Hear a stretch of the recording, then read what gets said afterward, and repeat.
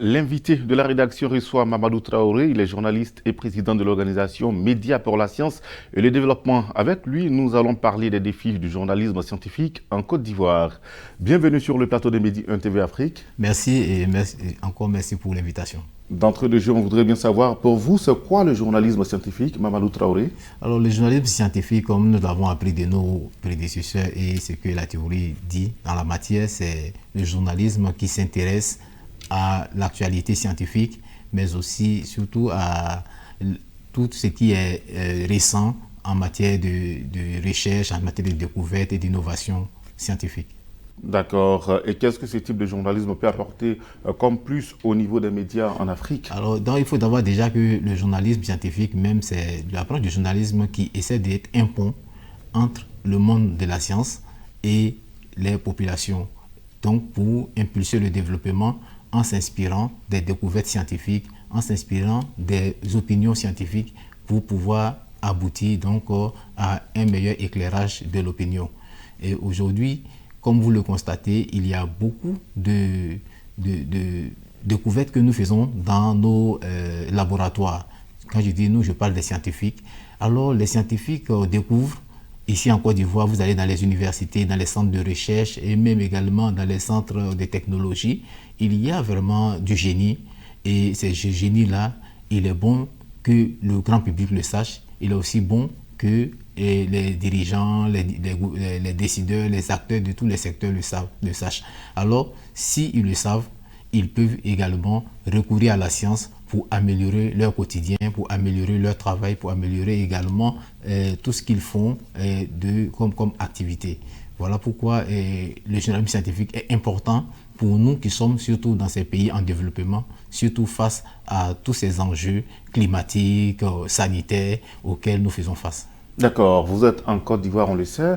Est-ce que le journaliste ivoirien s'intéresse beaucoup à la science, aux questions de la science?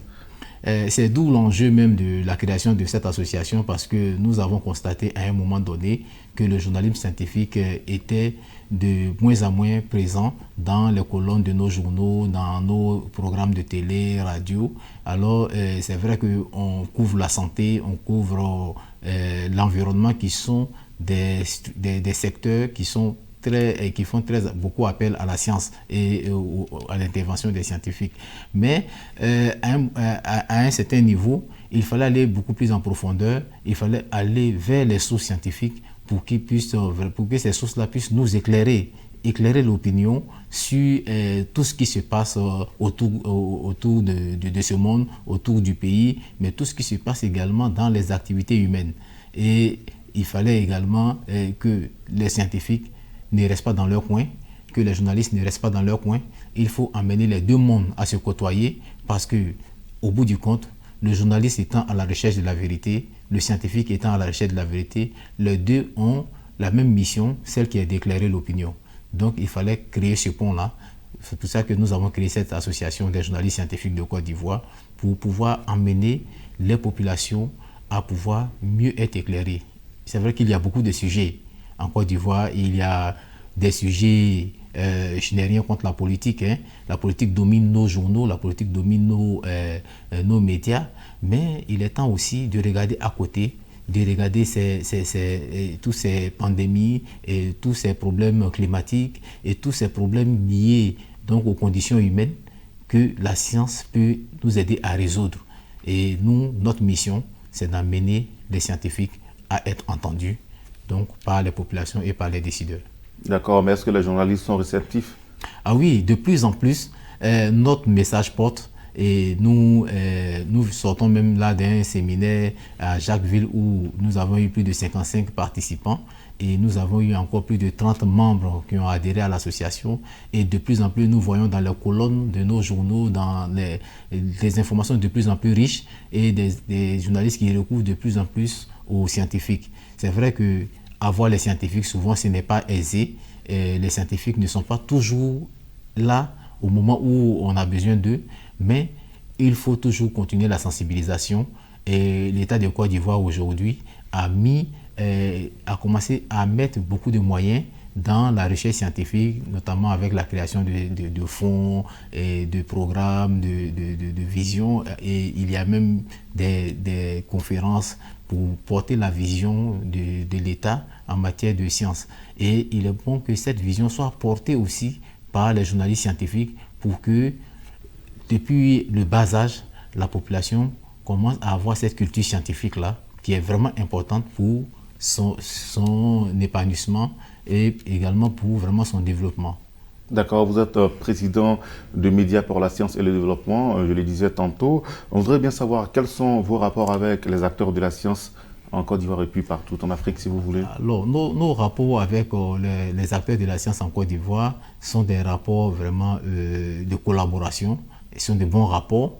Il est vrai que les scientifiques ivoiriens, beaucoup ne s'ouvraient pas beaucoup aux journalistes. Aujourd'hui, de plus en plus, nous faisons des séances de réseautage où des scientifiques viennent parler de leurs recherches, de leurs préoccupations aux journalistes, et les journalistes également qui essaient également de parler aux scientifiques de ce qu'ils recherchent un peu auprès des scientifiques, ce qui amène les scientifiques aujourd'hui à s'ouvrir, ce qui n'était pas trop le cas auparavant. Et il y a encore du chemin, et le chemin est encore loin, il faut le reconnaître. C'est un chantier qui est encore à construire. Je pense que nous pourrons aboutir à arriver ensemble à une collaboration vraiment franche entre les deux corps, pour que vraiment le plus important pour nous journalistes, c'est notre public. Qu'est-ce que nous disons au public, qu'est-ce que nous enseignons au public, qu'est-ce que nous informons à l'intention du public, et qu'est-ce que aussi les scientifiques veulent que le public sache. Parce que ce n'est pas tout aussi que les scientifiques, vous savez qu'une recherche scientifique obéit vraiment à une démarche qui est méthodique. Tout à fait. Alors, tant qu'on n'a pas abouti à un résultat, on ne peut pas communiquer là-dessus. Alors donc là aussi, le journaliste doit être informé de cela. Le journaliste doit savoir que l'information scientifique se retrouve aussi dans les articles scientifiques. Il doit être à même de pouvoir décortiquer ces articles scientifiques pour donner une information plus fluide, plus compréhensible à la population. Et tout ça, c'est le fruit de la collaboration qui peut permettre d'aboutir à un tel résultat. Et vous savez aussi que les scientifiques, ils ont intérêt à travailler avec les journalistes. C'est ce que nous leur disons. Parce qu'on ne peut pas rester dans son coin, faire une recherche qui va profiter à la population. Et cette recherche-là, on écrit un article scientifique, on augmente en grade au niveau de la recherche, et puis cette recherche retourne dans le laboratoire ou dans les bibliothèques. Non. D'accord. Traoré Mamadou, vous l'avez dit, hein, les scientifiques doivent accepter de collaborer avec les journalistes. Il y a plus d'1 an, vous existez. On veut bien savoir quelles sont les actions concrètes que vous avez pu mener sur le terrain. Et déjà, les actions qu'on mène, d'abord, c'est des actions de plaidoyer, dans un premier temps, pour dire déjà qu'on existe et qu'il faut qu'on s'ouvre les uns aux autres pour pouvoir partager mutuellement les connaissances. Mais aussi, il y a un travail de formation qu'il faut. Parce que le journalisme scientifique, il y a vraiment des approches. Alors ces approches-là, il faut qu'on se forme. Il faut qu'on se forme sur les questions, les grands enjeux du moment. Et nous avons fait plusieurs formations. La récente formation, c'est sur la vaccination contre le Covid-19, parce que nous avons constaté qu'il faut que les journalistes eux-mêmes soient mieux informés sur la vaccination et qu'ils puissent aller maintenant vers la population à travers leurs médias pour informer la population. Parce que vous savez, le gros problème avec la vaccination, c'est que la vaccination a été précédée par la désinformation. Et donc, du coup, la désinformation s'était installée. Il était difficile pour la population de pouvoir aller se faire vacciner. Voilà, donc il fallait donc que les journalistes puissent travailler à cela. D'accord, Traoré Mamadou, en tout cas, merci d'être passé sur notre plateau. Votre mot de fin en 30 secondes rapidement. Alors, donc, ce que moi je voulais dire seulement, c'est d'appeler les patrons de médias, les journalistes, à s'intéresser au journalisme scientifique, à s'intéresser aux questions qui touchent la vie des populations. Parce qu'il n'y a que cela, il n'y a que la science qui peut nous permettre de nous éclairer et qui nous permet également d'éclairer ensuite la population sur ces grands enjeux. Merci infiniment. C'est la fin de ce numéro de l'invité de la rédaction. Merci à toutes et à tous de l'avoir suivi. Bonne suite des programmes sur Medi 1.